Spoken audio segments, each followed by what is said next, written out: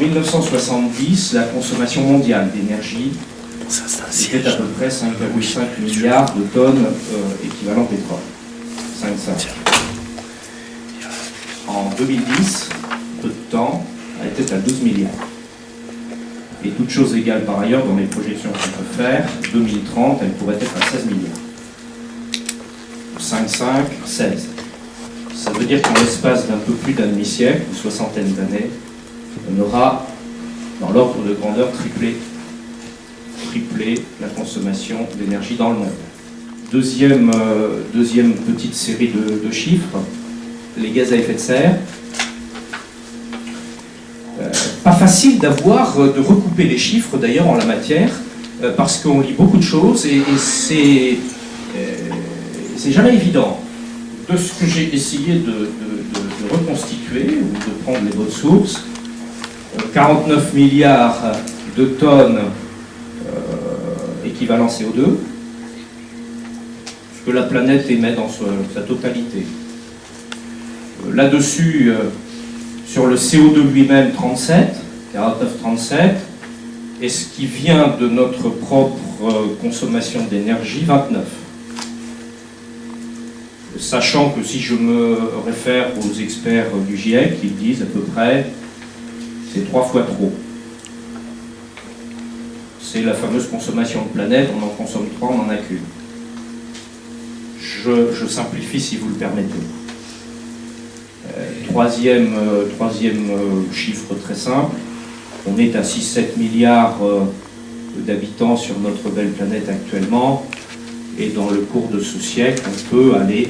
Alors les projections démographiques, on n'a qu'une certitude sur les projections démographiques, et je me réfère à Alfred Sauvy, c'est qu'elles sont toujours fausses. Mais enfin, projection 10 à 12 milliards au cours du siècle.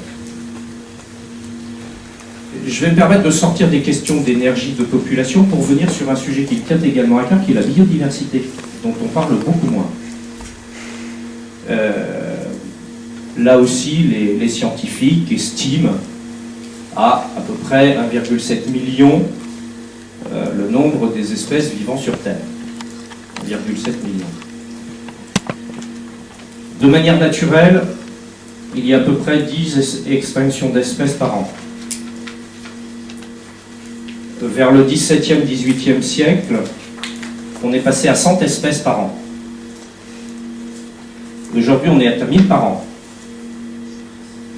Si on prend certaines études que je pense assez sérieuses, parce qu'il faut toujours faire attention à la matière, depuis une cinquantaine d'années, aurait disparu à peu près la moitié du vivant sur Terre.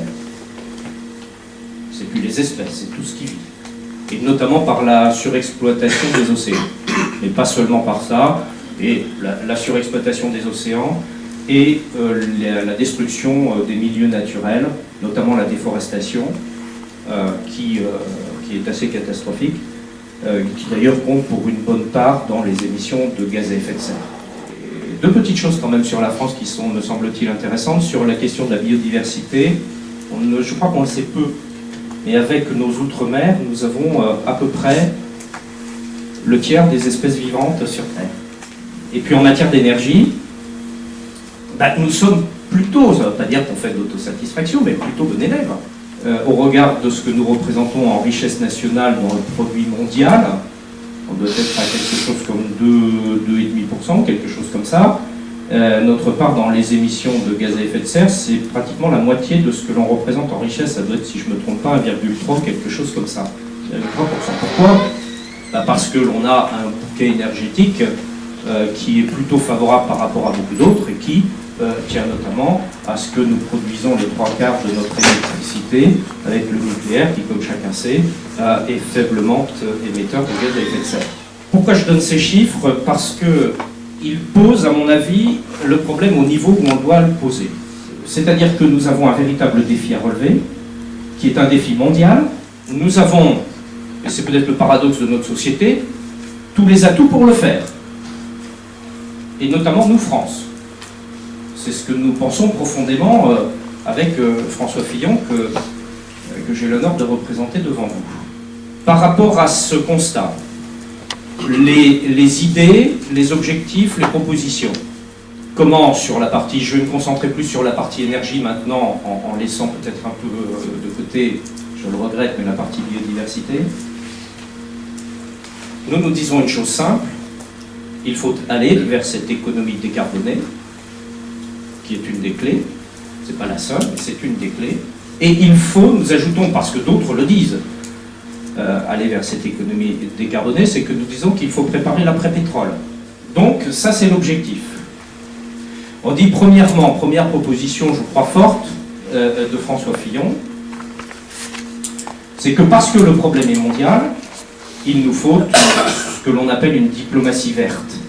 Que le niveau de négociation où nous pouvons peser, c'est le niveau européen. Nous sommes, nous Européens, dans ces grandes négociations, nous y allons relativement dispersés. Donc nous, ce que nous disons, c'est que nous voulons recentrer l'Europe sur des objectifs stratégiques, c'en est un, parce que dans cette diplomatie verte, il y a la question fondamentale de l'énergie. Deuxième élément, donc, il faut que nous refondions une véritable ambition énergétique, une véritable politique de l'énergie, comme nous l'avons fait dans le passé. Il y a une solution de facilité aujourd'hui dans le monde qui consiste à aller vers le charbon, puisque c'est la ressource principale, c'est la pire. Et c'est ce qui nous menace quand on voit notamment ce que fait la Chine, avec régulièrement, pratiquement de manière hebdomadaire, des ouvertures de centrales thermiques charbon, parce que c'est un des principaux producteurs au monde de charbon, sachant que la Chine est déjà le premier émetteur de gaz à effet de serre dans le monde. Nous disons que le nucléaire nous reste indispensable. Si nous ne voulons pas recourir à du charbon, si nous voulons progressivement diminuer la part hydrocarbures, nous ne pouvons pas rapidement aller seulement avec ce que l'on appelle les filières énergie renouvelable. Nous voyons bien les questions qui se posent sur la filière nucléaire, avec notamment le coût de sa modernisation, c'est les opérations qu'on appelle grand carénage, etc., avec d'ailleurs des chiffres qui ne sont pas forcément évidents là aussi à bien préciser, mais enfin avec des coûts, je vais le dire de manière très large, en dizaines de milliards d'euros. Donc on ne sous-estime pas cette question-là de la modernisation du nucléaire, avec les contrôles, bien sûr, qui sont nécessaires et évidents en la matière. Nous disons par exemple que nous ne sommes pas d'accord avec la logique, qui pour nous est une logique à la fois idéologique et politique, de fermeture de Fessenheim. Nous sommes assez pragmatiques sur la question nucléaire. On ne dit pas, voilà à quel pourcentage il faut arriver d'énergie nucléaire dans les X années qui viennent. Le deuxième volet, c'est effectivement de développer les filières énergie renouvelable, d'accord. Et je termine. Donc le bouquet énergétique, pour nous, ce sont ces deux branches. Et je voudrais terminer sur le comment on peut faire.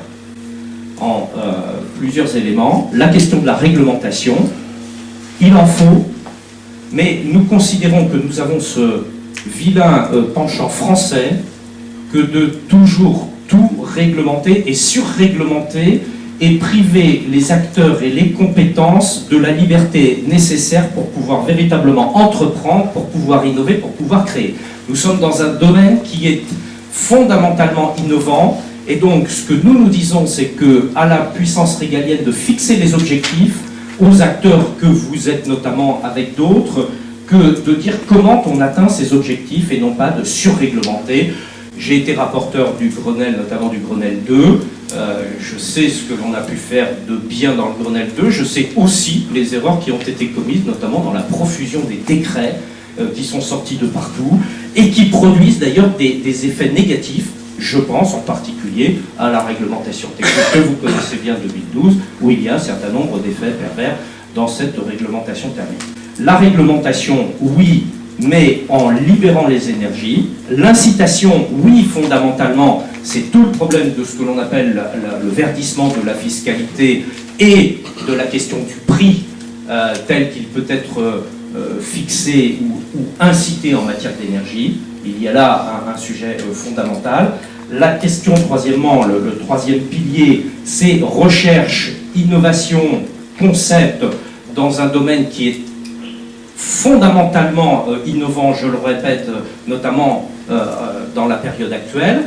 Donc là, comme on a fait en France au XIXe siècle, on a eu une formidable capacité à créer, que l'on retrouve ça, et pour cela qu'on libère ces capacités.